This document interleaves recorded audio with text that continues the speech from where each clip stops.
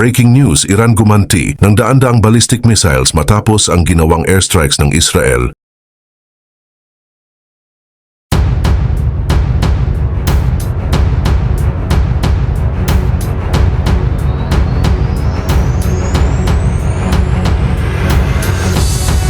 Matapos ang agresibong airstrike ng Israel sa mga strategic sites ng Iran, mabilis ang naging tugon ng Tehran. Isang sabay-sabay at coordinated na pag-atake gamit ang daan-daang ballistic missiles at drones. Tinarget ng Iran ang Tel Aviv, Jerusalem at iba pang mahahalagang lugar sa Israel na gumulantang hindi lang sa buong bansa, kundi sa buong mundo. At yan ang tinutukan ng aming grupo. Kung gusto mo ang ganitong klase ng content, ay huwag kalimutang like ang video at mag-subscribe sa ating channel para lagi kang updated sa mga bago naming uploads. Ilang oras matapos maglunsad ng isa sa pinaka-agresibong airstrikes ang Israel sa mga strategic na lugar sa Iran, ay marami ang tumutok sa kung paano kaya tutugon ang Tehran.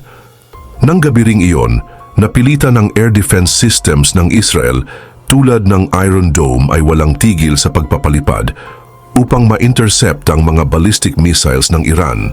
Mula sa Western Iran, daan-daang ballistic missiles at drones ang sabay-sabay na pinakawalan patungong Israel.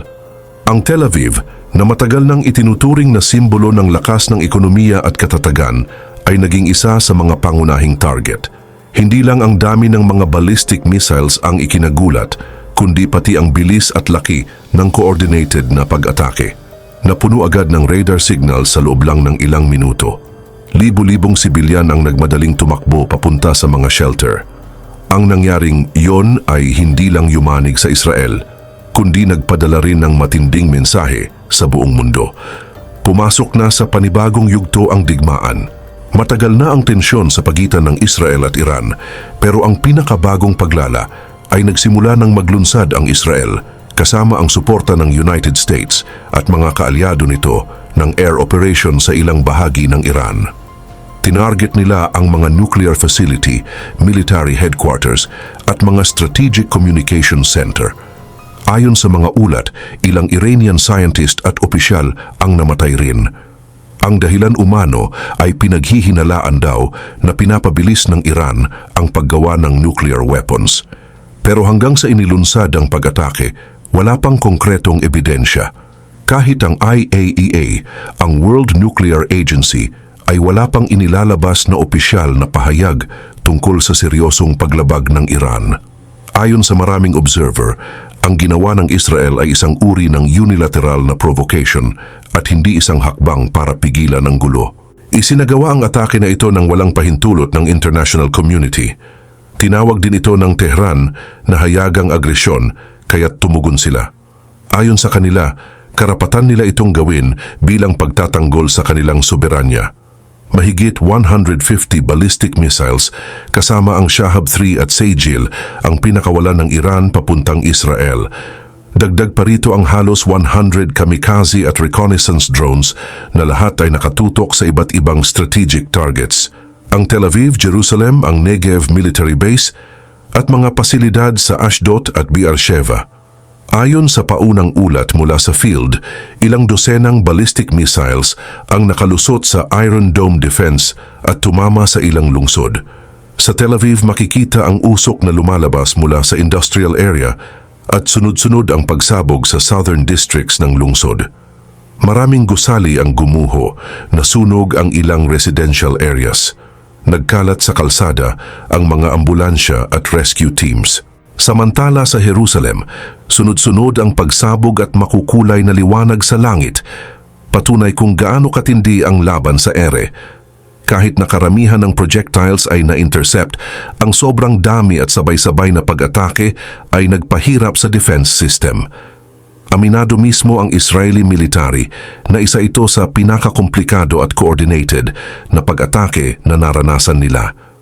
Bilang tugon, inilabas ng Israel ang lahat ng pinakamahusay nilang air defense systems mula sa Iron Dome, David Sling hanggang Arrow Trig. Kumilos din ang mga kaalyado ng Israel gaya ng United States, Britain at France.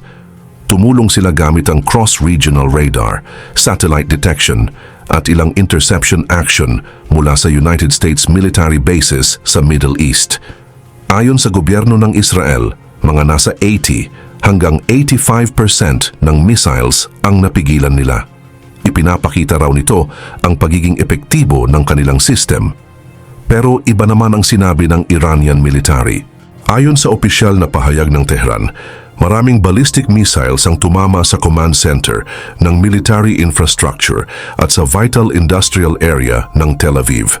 Naglabas pa sila ng mga video at satellite images na umano'y nagpapakita ng tunay na pinsala sa ilang strategic na lugar.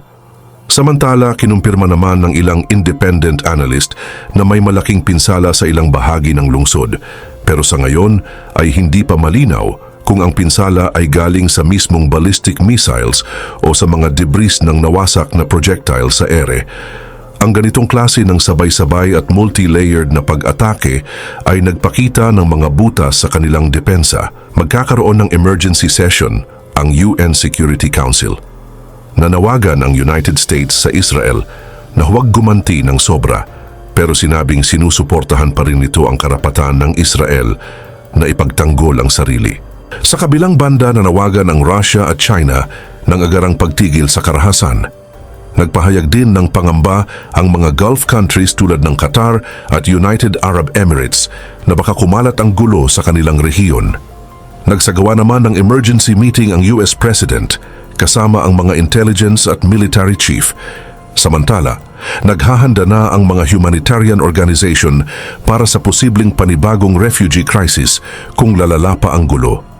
Pinatunayan ng atake na ito ang isang mahalagang bagay. Kaya na ngayon ng Iran na magsagawa ng long-range strikes na may delikadong accuracy at volume.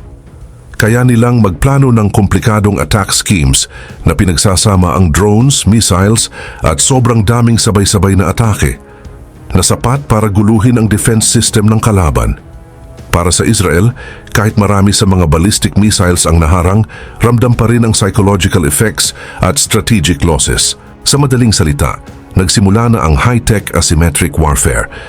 Sa kasalukuyan ay hinihintay ng mundo ang susunod na hakbang, samantala nakatakda ang isang 6th round ng nuclear talks sa Muscat, Oman sa pagitan ng US sa pangunguna ni Special Envoy Steve Witkoff at Iran Foreign Minister Abbas Araghchi. Layunin nilang pag-usapan ang paglimit sa uranium enrichment ng Iran kapalit ng pag-angat ng economic sanctions. Gayunpaman, pagkamatay ng mga top Iranian nuclear scientists at militar sa airstrikes ng Israel sa Iran, tinawag ng Tehran ang pag-uusap na meaningless at sinuspinde ang nuclear talks. Sa kabila nito, nananatili ang panawagan ng US na ituloy ang diplomatic efforts at umaasa rin itong muling makabalik ang Iran sa negosasyon sa Oman. Target ng pag-uusap sa Oman ang pagbabago ng uranium enrichment level kapalit ng sanctions relief at frozen assets access. Pero gaya ng madalas mangyari sa Middle East, ang pag-asa sa kapayapaan ay nakadepende sa kung sino ang huling nagpaputok. Manatiling nakatutok sa digmaang nagaganap sa pagitan ng Israel at Iran.